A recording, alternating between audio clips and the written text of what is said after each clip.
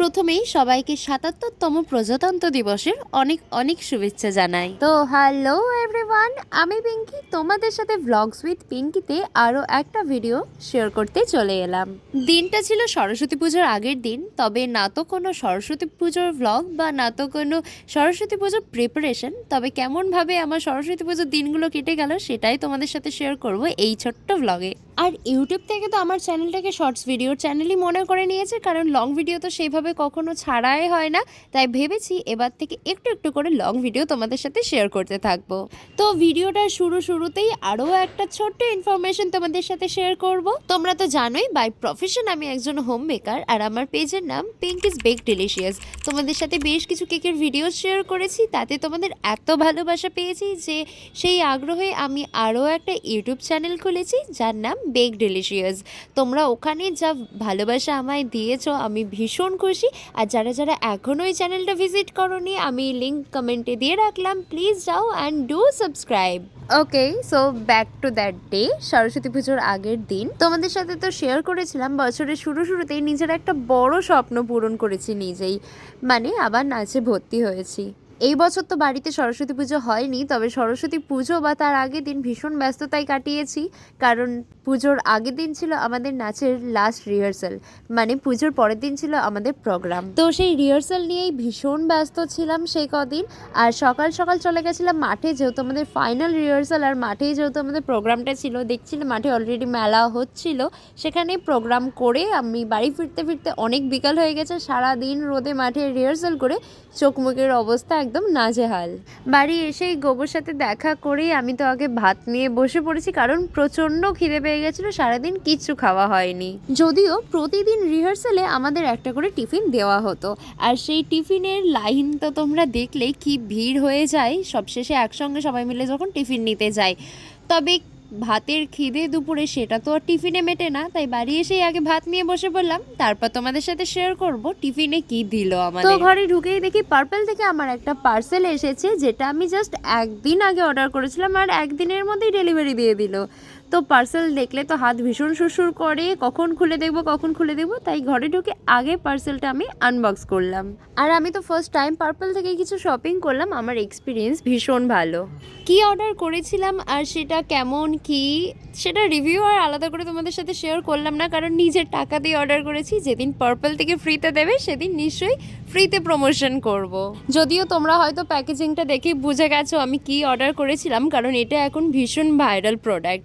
আর তার সাথে আমাকে একটা কিন্তু গিফটও পাঠিয়েছিল, এটা ফ্রিতেই দিয়েছিল, তাই বলছি ওটা ছিল ল্যাকমির পিচ মিল্ক ময়শ্চারাইজার। তো চলো এবার তোমাদের সাথে আমাদের টিফিনের বক্সটা শেয়ার করি। আমাদের প্রতিদিন রিহার্সালের পর কি টিফিন দেয়। প্যাকেটটা দেখতে লোভনীয় হলেও ভেতরে ফাঁপা, তেমন কিছুই থাকে না। ওই যে জাস্ট একটা চিকেন প্যাটিস, একটা গুড ডে বিস্কিট অ্যান্ড একটা লাড্ডু। তো আর কি, এটাই আমাদের সান্ত্বনা পুরস্কার হিসাবে আমরা মেনে নিই, যদিও আমাদের মেন ফোকাসটা কিন্তু নাচেই থাকে। আবার এই যে বাড়ি এসে তাড়াহুড়ো করে খাওয়া দাওয়া করে একটু রেস্ট নিতে না নিতেই আবার বেরিয়ে পড়লাম। কোথায় যাচ্ছি? আবার রিহার্সালে। আর সন্ধেবেলা আমি আর বোন একসঙ্গে বেরিয়েছিলাম, কারণ ওর ক্লাস ছিল আর আমার রিহার্সাল একই জায়গায় আর একই টাইমে, তাই দুজনে একসঙ্গে বেরোলাম। ও প্রথমে ওর গাড়িটা একটু ওয়াশ করাতে দিল, আর যেহেতু পুজোর আগের দিন বুঝতেই পারছো সব জায়গায় পুজোর প্রিপারেশন একদম তুঙ্গে, আর এই প্যান্ডেলটা তো আমার দারুণ লেগেছে, একটা প্ল্যাটফর্ম লাগছিল।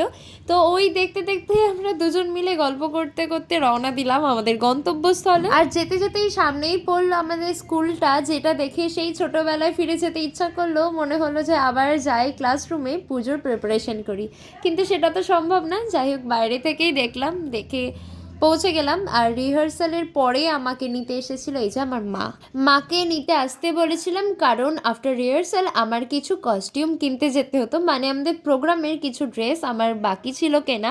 আর যেহেতু পরের দিন সরস্বতী পুজো, ম্যাক্সিমাম দোকান বন্ধ থাকবে, আর তার পরের দিনই প্রোগ্রাম, সময় পাবো না, তাই জন্য মাকে বললাম যে চলো আমরা আজকে কেনাকাটি করে নিই, আজকে অন্তত ফাঁকা পাবো। বাট না, এই যে চরম ভিড় হয়ে গেছিল রাস্তায় পুজোর আগের দিন, এই রকম অবস্থা। না না, অবশ্যই এত মানুষ তো ঠাকুর দেখতে বেরোয়নি, বাট প্রতিটা রাস্তার মোড়ে মোড়ে যেহেতু পুজোর প্যান্ডেল হয়েছে সেই জন্য এত যানজটের সমস্যা তৈরি হয়েছে।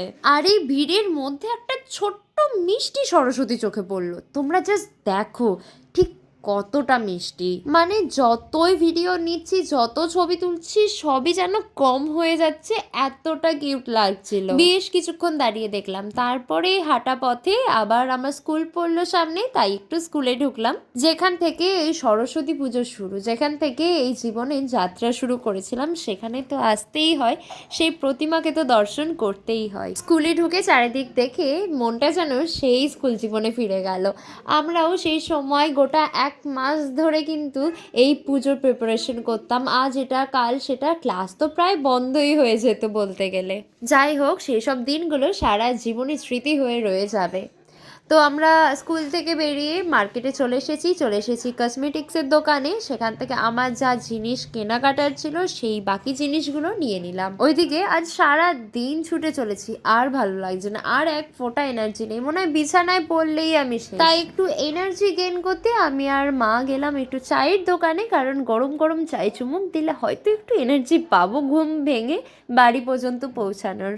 কদিন ধরে যেইভাবে ছুটে চলেছি, কখন যে সকাল হচ্ছে আর কখন যে রাত বুঝে ওঠার আগেই যেন সবটা শেষ হয়ে যাচ্ছে। তো চলো গরম গরম চায়ে চুমুক দিয়ে ঘুম ভাঙিয়ে বাড়ির পথে হাঁটা দিই। তো দুপা এগোতেই আরও একটা ঠাকুর দেখে নিলাম, আর ঠাকুরটা এত সুন্দর এত আকর্ষণীয় যে যেন আসতেই হতো সামনে। তারপর বাড়ি ফিরলাম, আর বাড়ির সামনে থেকে দেখি কচিকাচারা এইভাবে ট্রলিতে করে ঠাকুর নিয়ে যাচ্ছে। তো চলো বাড়ি পৌঁছে গেছি, ভিডিওটাকে এবার এখানেই এন্ড করার পালা। অনেক দিন পর তোমাদের সাথে একটা লং ভিডিও শেয়ার করলাম, খুব একটা লং না কিন্তু। তোমাদের কেমন লাগলো অবশ্যই জানিও। আর যারা এখনো বেক ডিলিশিয়াসের চ্যানেলটাকে ভিজিট করোনি, চ্যানেলটাকে সাবস্ক্রাইব করোনি, তারা কি করছো? তাড়াতাড়ি সাবস্ক্রাইব করো। টাটা।